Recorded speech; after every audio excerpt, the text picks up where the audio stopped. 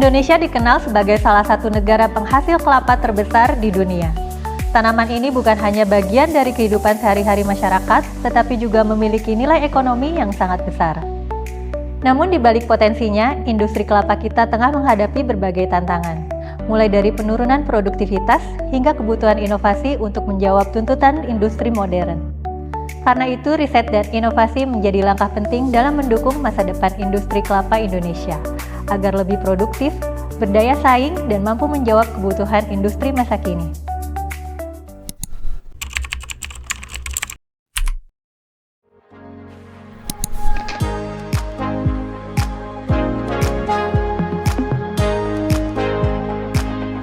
Brin Talk Show, inspirasi riset dan inovasi.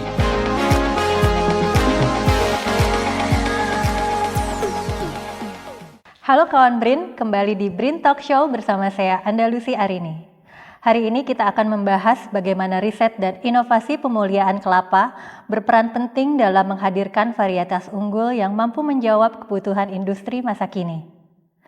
Telah hadir bersama kita peneliti ahli utama Pusat Riset Tanaman Perkebunan, Organisasi Riset Pertanian dan Pangan BRIN, yang fokus melakukan riset pemuliaan kelapa, Dr. Insinyur Ismail Maskromo MSI. Selamat datang Pak Ismail, apa kabar? Terima kasih atas kesempatannya untuk bisa berbagi. Baik, Pak Ismail, kita mulai dari gambaran besar dulu. Seberapa strategis sebenarnya peran kelapa bagi ekonomi Indonesia? Karena kita tahu kelapa ini tidak hanya dikonsumsi di rumah tangga saja, tetapi juga menjadi bahan baku untuk berbagai industri. Oke, sangat strategis Mbak. Karena pertama kelapa ini kita tahu menyebar di seluruh wilayah di Indonesia. Bahwa banyak yang punya kepentingan, ya, terutama masyarakat kita yang memang memanfaatkan kelapa untuk kehidupannya. Perekonomian di masyarakat petani terutama ini menggantungkan pada kelapa, ya. Itu dari segi keberadaan kelapa di daerah, ya, ataupun di masyarakat, ya. Kalau dari segi industri, nah ini pasti, ya, industri bahwa sebagian besar itu untuk produk-produk itu dibutuhkan ataupun dengan berbahan baku kelapa. Nah, satu hal yang menarik juga dari kelapa ini adalah salah satu tanaman yang secara pemanfaatannya ini hampir tidak ada limbah. Ya, karena semua dimanfaatkan, ya, sangat memiliki nilai ekonomi. Nah, sekali lagi tadi bahwa yang berkembang sekarang ekspor. Nah, kelapa ini menjadi salah satu bahan ekspor yang menjadi andalan sekarang dengan ada perubahan tren produk-produk terbaru sekarang. Nah, sehingga ini sangat terkait ekonomi dan saya kira itu yang membuat kelapa ini strategis. Ya. Pak, apa tantangan utama industri kelapa nasional saat ini yang perlu dijawab melalui inovasi riset? Benarkah saat ini produksi kelapa kita justru sedang mengalami tren penurunan? Oke, ini menarik nih Mbak, karena memang ini yang sedang kita hadapi. Bahwa benar bahwa terkait industri, ya, terkait industri ini banyak yang terkait yang harus kita selesaikan, ya, terkait atau masalah. Yang pertama, kelapa di Indonesia, ya, sekarang sudah umumnya mulai berumur tua, ya, sudah banyak yang sangat tua dan perlu diremajakan. Nah, ini akan terkait dengan bagaimana kita menyediakan bahan baku industri tadi. Kalau kelapa semakin tua, produksinya semakin rendah. Nah, ini jawabannya bahwa kita harus adakan namanya peremajaan dan pengembangan baru, ya. Nah, kemudian kaitannya juga dengan bahan baku ini, penurunan dari kelapa ini yang terbilang jadi umurnya sudah tua dan perlu direplanting, juga ada perubahan-perubahan iklim terutama, ya. Perubahan iklim kita kalau kita lihat kan pola curah hujan tidak seperti sebelumnya, ya. Biasanya di akhir tahun itu curah hujan tinggi. Sekarang curah hujan ada di awal tahun. Ada kemarau yang bergeser. Nah, itu mempengaruhi produksi kelapa. Nah, faktor-faktor lain saya kira yang kaitannya dengan menyebabkan penurunan ini juga perubahan peruntukan lahan, ya, dari yang pertanaman kelapa dirubah pertama menjadi tanaman ataupun kebun komoditi lain, ya, kemudian dirubah menjadi pemukiman. Nah, ini semua ini terkait dengan penurunan produksi yang tentunya akan mempengaruhi suplai bahan baku untuk industri. Nah, saya kira ini harus dicarikan solusinya untuk bisa tetap memenuhi kebutuhan industri. Bapak sendiri fokus pada riset pemuliaan kelapa. Ya. Bisa dijelaskan secara sederhana apa yang dimaksud dengan pemuliaan kelapa dan apa tujuan utamanya? Oke. Pemulihan itu istilah yang kaitannya dengan bagaimana kita merakit suatu varietas ya, baru melalui proses yang cukup panjang. Ada yang namanya seleksi, memilih pohon terbaik, kemudian mengawinkan, itu hibridisasi, kemudian ada metode lainnya seperti mutasi dan lain-lain. Nah, itu pemulihan. Nah, untuk kelapa sendiri, nah kita mulai ini dari sejak tahun 1930-an, masih zaman Belanda ini. Ya, di awal itu kita masih fokus pada bagaimana dapat pohon kelapa produksi tinggi. Kemudian kopranya, karena dulu kopra ya.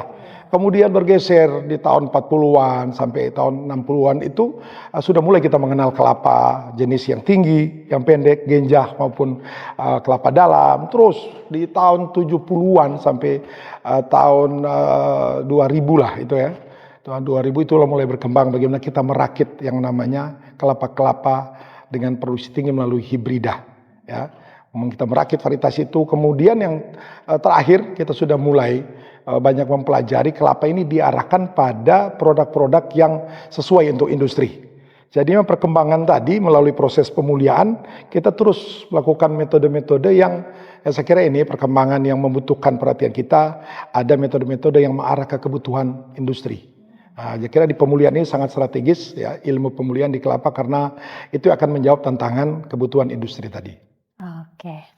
Bisa diceritakan nggak Pak, riset dan inovasi apa saja yang Bapak kembangkan di BRIN, khususnya dalam pemulihan kelapa? Oke, nah kalau cerita bahwa kegiatan saat ini ya, kemarin kita sudah berhasil mengeksplorasi ya kelapa-kelapa unggul dari beberapa daerah ya yang secara produksi atau kecepatan berbuahnya lebih cepat daripada yang sebelumnya.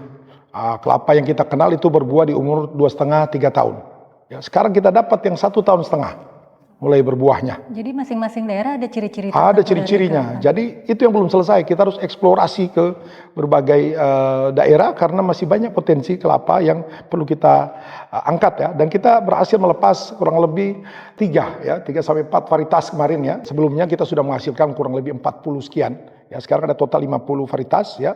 Nah, di BRIN kita menghasilkan 3 varietas kelapa genjah unggul yang tadi cepat berbuah dan produksinya cukup, dan yang lebih bagus lagi dia cocok untuk produk yang lagi tren sekarang. Apa itu? Kelapa itu sekarang sudah mengarah ke produk santan. Kalau sebelumnya kita kelapa identik dengan minyak. Ya, minyak untuk minyak goreng ya, untuk minyak makan. Itu sudah tergantikan oleh sawit. Nah, sekarang kelapa lebih ke produk yang diminati sekarang di negara tertentu, itu yang sudah menjadikan santan sebagai produk kesehatan. Trennya sudah berubah dan 3 varietas kelapa genjah tadi itu sesuai untuk produk santan dan sudah diadopsi oleh beberapa perusahaan, sudah mengembangkan. Ya. Oh ya, sudah ada mitra industri. Sudah ada mitra. Oh, oke. Baik, Pak Ismail, bisa diceritakan salah satu inovasi yang paling spesifik menjawab kebutuhan industri saat ini?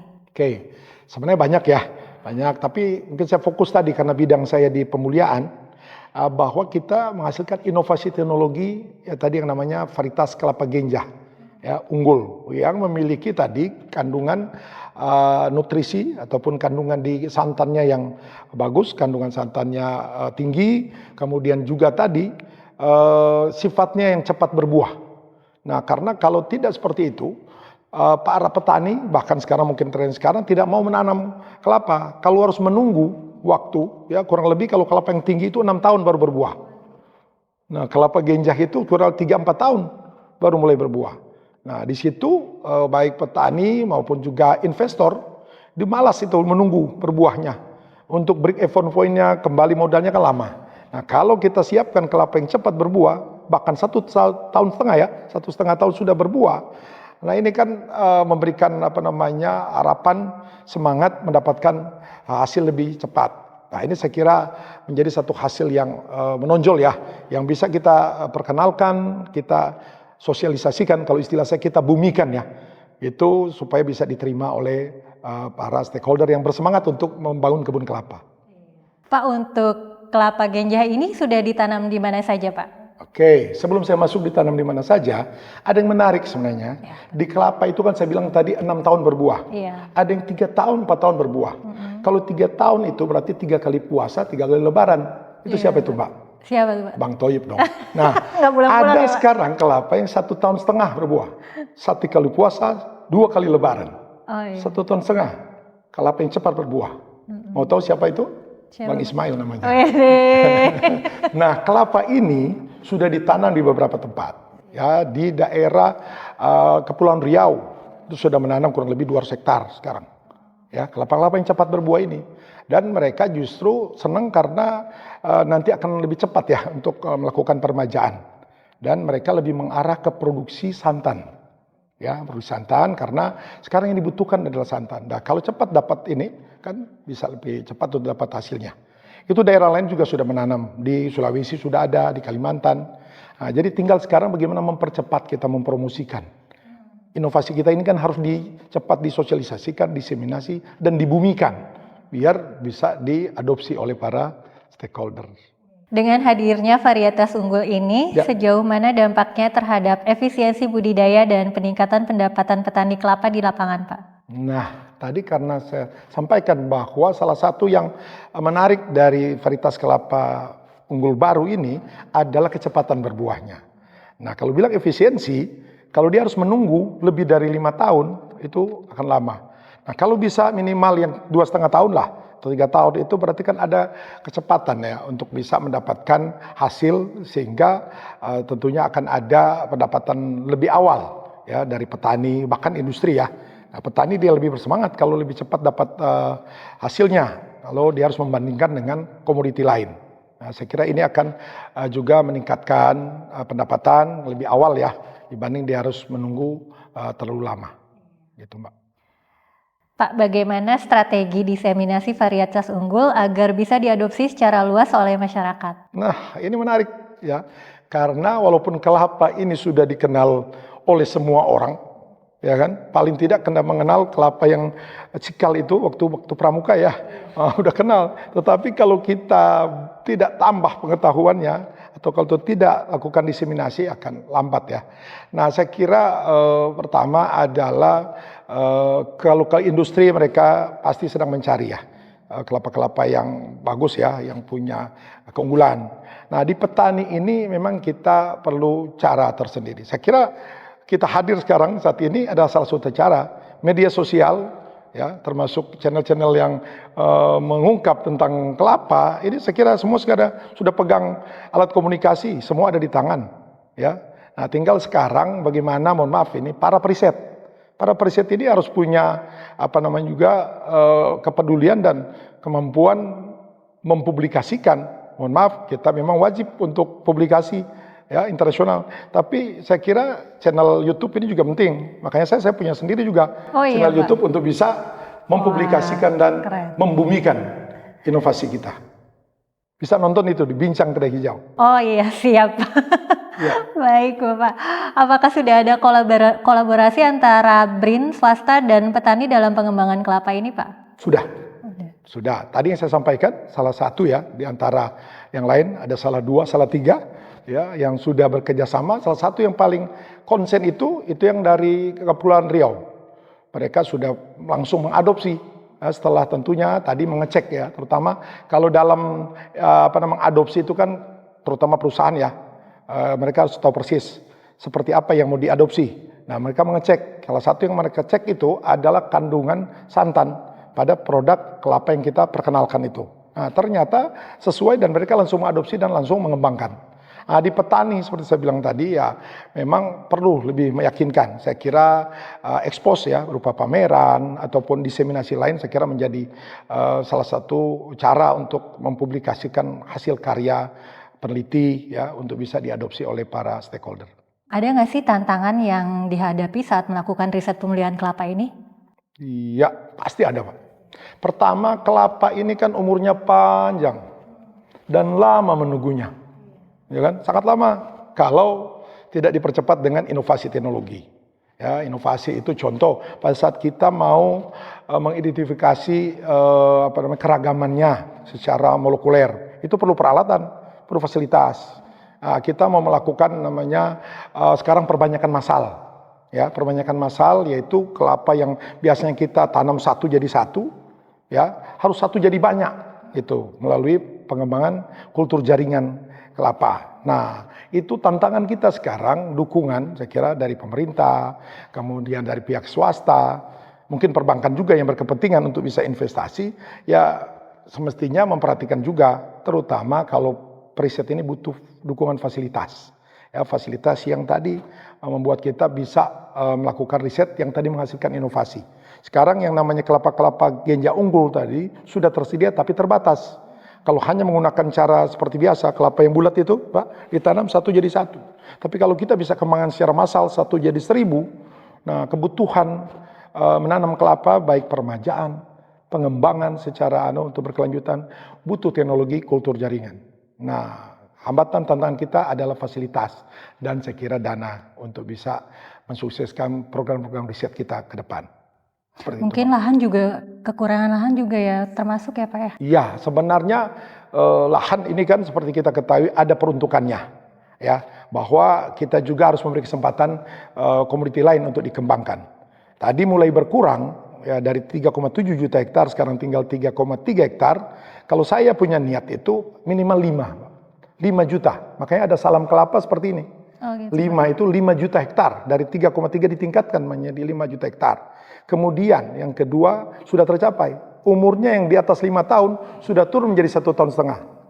Yang ketiga, ya, dari harganya yang dulu hanya 1.500, sekarang meningkat. Bahkan terakhir pernah ada harga 1 butir kelapa 25.000. Waduh. Nah, salam kelapa ini maksudnya kayalah petani kelapa Indonesia. Kalau bisa terpenuhi yang tadi akan kaya petani-petani kelapa Indonesia. Oke, terakhir nih Ya. Pak Ismail. Apa pesan Bapak untuk generasi muda agar tertarik mengembangkan potensi kelapa sebagai industri di masa depan?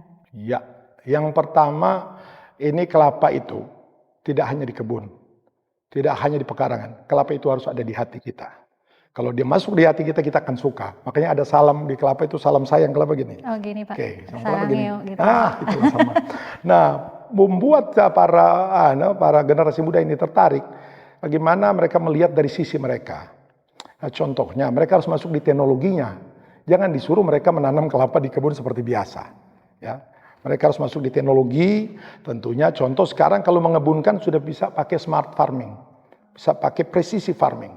Tidak perlu melakukan pengairan secara biasa, pemupukan sudah menggunakan digitalisasi semua, sudah terkontrol ya semuanya. Itu bisa dilakukan oleh anak muda. Kemudian mempromosi mereka kan teman-teman ini bisa melalui medianya. Branding produk-produk yang eksklusif ya, yang premium, ya anak-anak muda.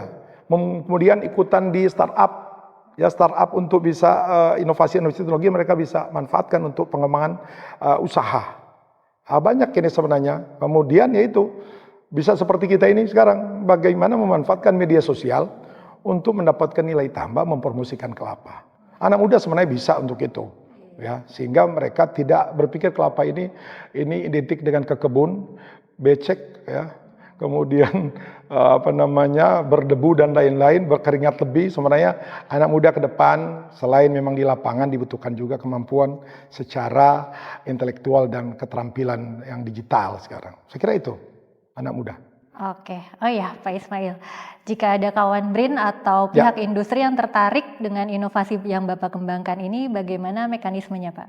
Ya bisa mengontak ke pusat risetnya, pusat riset tanaman perkebunan. Kita ada kelompok riset di situ yang bisa nanti berkaitan dan kita akan membantu ya, terutama mendampingi dan membuat yang tertarik kelapa ini benar-benar tertarik ya, karena ketemu dengan teman-teman ahlinya di bidang kelapa ini.